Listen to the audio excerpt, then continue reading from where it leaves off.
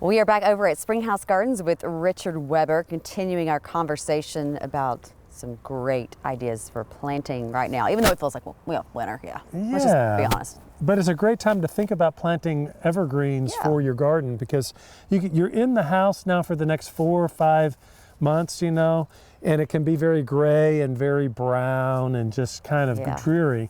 So if there's views that you're looking out that you don't necessarily enjoy, you might think about planting an evergreen that will kind of, you know, either disguise maybe an unwanted view, screen something out that you don't want, or just give you that little pop of green. And it also is great for shielding wildlife too. You know, when you look at, you know, a bird or an animal could be hiding and roosting in there and protected from the extremes of weather. So that's why you always see anybody that's interested in planting for wildlife, for birds, you always have to have some evergreens included. Yeah. The last segment we talked about some of the problems with Colorado spruces. We mentioned that Norway spruces are resistant to needle cast, but there's a lesser known spruce that's probably my favorite of all. This is an Oriental spruce. And it almost feels plastic. They feel like plastic. Very short needle. Most people, when they look at these, they think that it's a really nice and tidy Norway spruce. But Norway spruce needles are much, much longer, and the Norway spruce gets gigantic. So the Oriental spruce is much more refined, much slower growing, thus more expensive, harder to find, because nurseries have to really invest a lot of time and energy into growing these. But they are going to stay much more contained. They're going to still get up to 40 or 50 feet tall, but only about 20 to 30 foot wide. So it's really going to be very similar to the way that Colorado spruces were growing, where it's a tall plant but staying more contained. Yes. So this is Picea orientalis, or Oriental spruce. We just got these in, and it's nice to have the snow on them.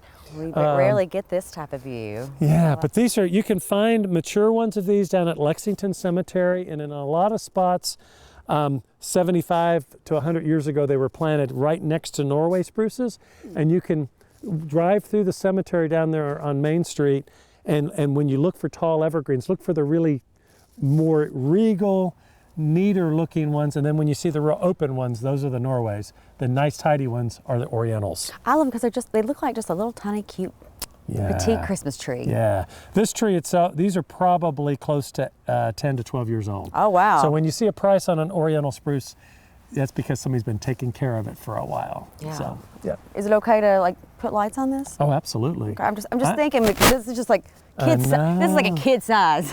And because these are old trees, these have really large root balls. Okay. So it's different when you're buying a tree like this that you're going to plant in the landscape. You're not really going to want to bring this into the house because you would need a tub that's gigantic. And most of the time, a tree like this doesn't want to go into a warm environment. Yeah. So these are better left outside. Yeah, I'm just thinking some outdoor Christmas Outdoor lights. lights would be Kids would great. eat that up. It looks sturdy enough. Yeah, I like it. All right, so if people have questions about this, what are your hours right now? Because I'm sure they're probably like, it can't be open. Yeah, really check our website, springhousegardens.com, because the hours are going to be fluctuating now as we get closer to the holidays.